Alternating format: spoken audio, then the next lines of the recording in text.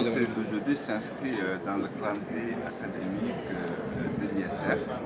Comme chaque année, nous organisons de tels événements pour annoncer la rentrée officielle pour les nouvelles promotions. Et cette année, nous avons voulu aborder un thème spécifique qui tourne autour de l'action publique, en tout cas du rôle de l'État, de la puissance publique, dans le domaine économique, social, environnemental et par rapport aussi aux enjeux de l'heure, sur la digitalisation, sur l'action de service public et sur le développement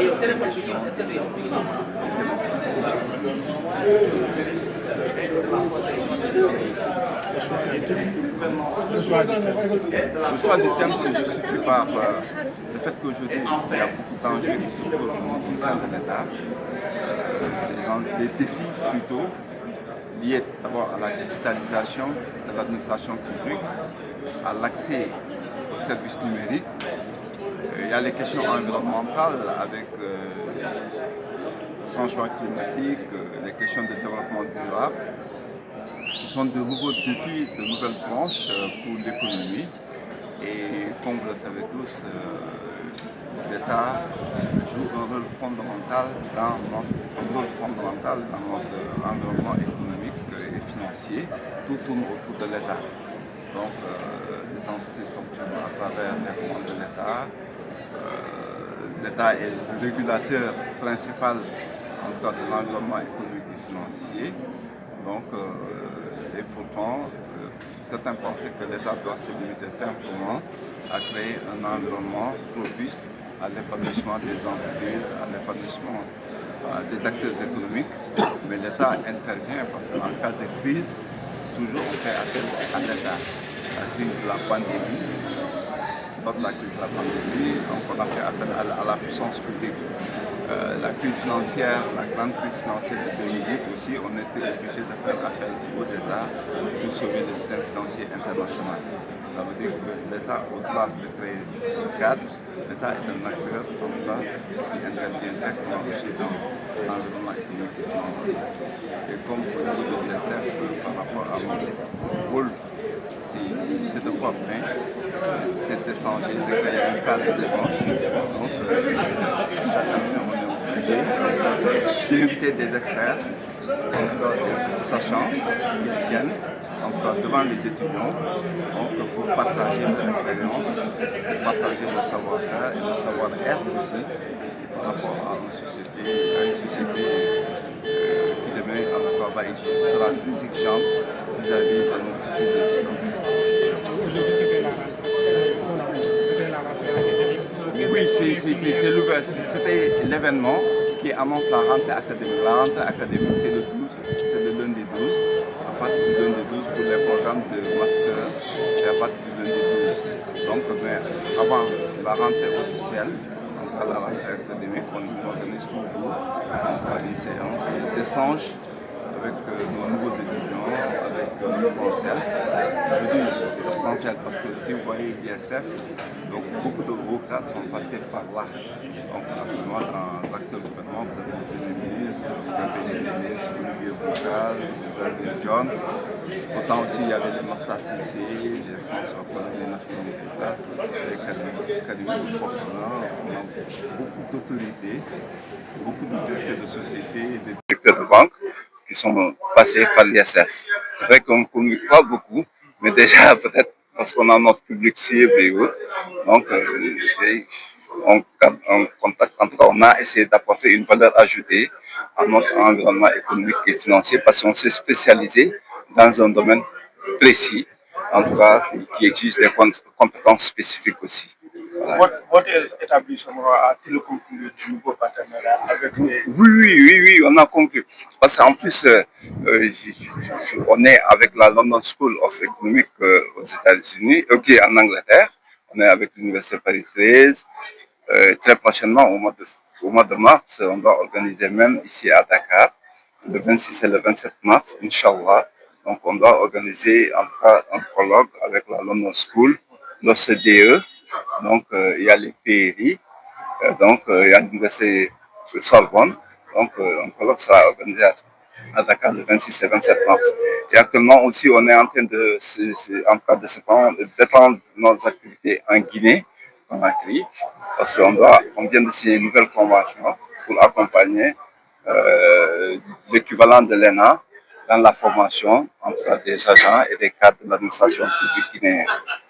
Il a compris très tôt qu'il fallait, à côté de l'enseignement public, mettre en place des structures, des écoles de haut niveau pour la formation des cadres sénégalais. Depuis lors, on se réjouit qu'il y ait beaucoup de cadres qui sont passés par là, y compris certains qui sont au niveau le plus élevé. Moi, je suis venu pour l'appuyer, c'est tout. Je suis partager mon expérience dans l'administration économique et financière de notre pays. Maintenant, ce qui est important aussi, c'est les thèmes sur lesquels on essaie de discuter. Vous avez un pays où il y a quand même les compétences qui puissent permettre de prendre en charge le développement du pays. La problématique qui est posée, c'est comment on rend les politiques publiques plus efficaces.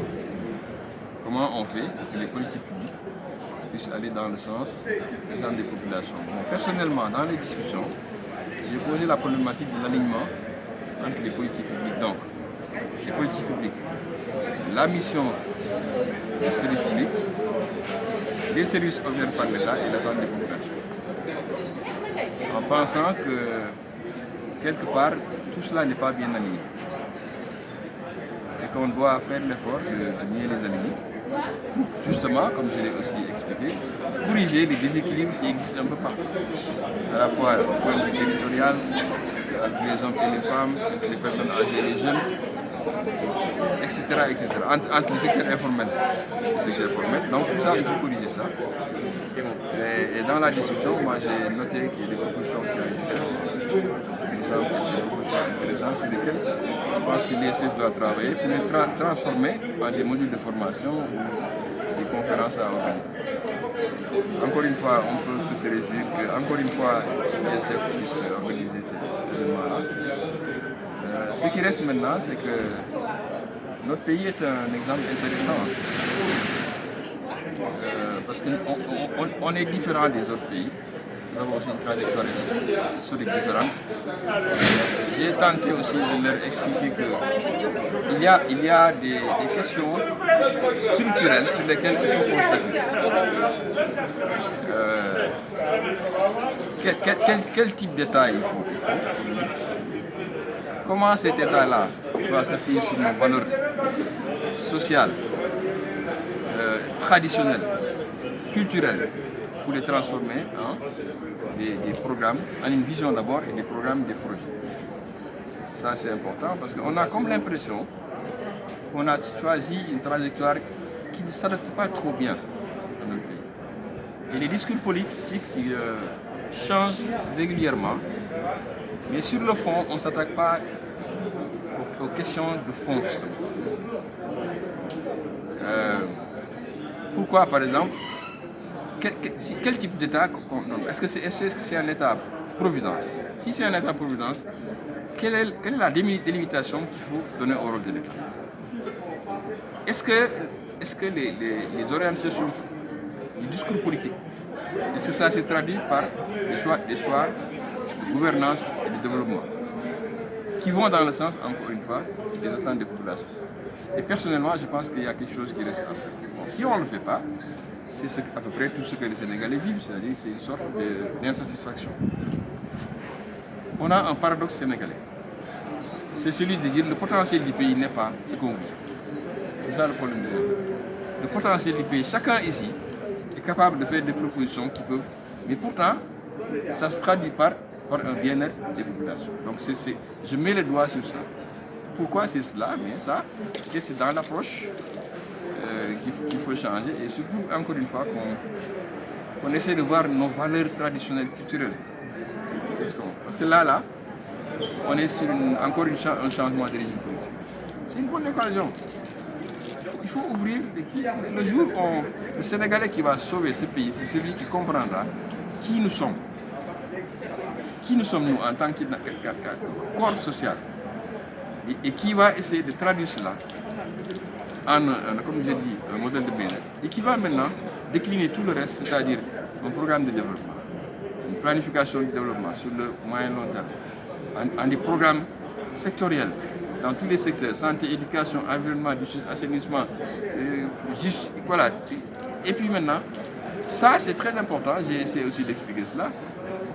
Si on le fait, même si on a moins de ressources, on peut avoir plus de bien. Voilà, souvent j'ai dit ça, nous n'avons pas de problème d'insuffisance de ressources. Ce n'est pas ça le problème. Le problème, c'est l'allocation de nos ressources pour aller dans le sens du bien-être que les Sénégalais attendent. Donc, c'est des problématiques qu'on a un peu agitées ici. J'espère que ça servira à quelque chose. Nous, là où on en est, on ne peut que partager notre expérience et puis avec les gens ici, en espérant maintenant que souhaiter en bonne chance aux nouveaux étudiants. Quel message avez-vous confié à la nouvelle génération? La nouvelle génération, c'est d'abord l'éducation. C'est très important, c'est ça qui fait la différence entre deux pays. Premièrement, deuxièmement, de comprendre aussi les cycles de la vie. En fait. Si ici j'ai parlé de reprogrammer le développement, c'est que ce que j'ai en tête, c'est également que le débat national soit porté sur comment le développement doit se faire et sur quelles valeurs on doit s'appuyer. Et ne sous-estimez pas certains Sénégalais qu'on pense qu'ils ne sont pas instruits, tout ça. Ils ont des choses à dire. Peut-être même ils ont... Prenez n'importe quel paysan, vous allez dans un champ, et posez-lui un problème, il va peut-être vous donner des solutions meilleures que ce que le ministre dit. C'est ça que je dis. Donc il faut ouvrir les discussions, écouter les gens et avoir un débat citoyen le plus large possible. Pour qu'après, je crois qu'on va aller dans comme ce que je vous dis, j'ai décrit un processus de planification, on va aller vers quelque chose qui ressemble à ce qu'on attend. Mais nous, est-ce qu'on a besoin des trains? Est-ce qu'on a besoin des choses? Je ne sais pas, moi je me pose plein de questions. Les Sénégalais, on ne l'a pas écouté. Les gens, on ne les a pas écoutés. Il faut qu'on les écoute. Il faut qu'on les écoute pour qu'ils disent ce qu'ils veulent. Et si ceux qu'on veut, peut-être même, c'est beaucoup plus facile à faire que ce qu'on est en train de faire. Et en ce moment-là, la problématique, comme je dis, de l'insuffisance des ressources du sous-développement va être un peu mitigée. J'ai, dans une interview, proposé qu'on stabilise le budget du Sénégal. Je ne l'ai pas dit ex nihilo. Si on stabilise le budget du Sénégal, qu'on dit que le budget n'augmente pas, c'est pour pousser ceux qui font le budget à utiliser des outils, à mieux utiliser ce qui est disponible. C'est ça que je voulais dire. Ou à faire de l'ingénierie sociale, économique, pour entrer dans le système, pour voir, il y a des listes de gaspillage, il y a des problèmes de réalignement, il y a des déséquilibres. Et ça, maintenant, vous me donnez l'occasion de dire, c'est le bon contexte. Le Sénégal a moins de ressources, on a de la dette. Dieu est en train de nous dire, regardez bien ce que vous avez, même si c'est beaucoup plus réduit, utilisez à bon escient.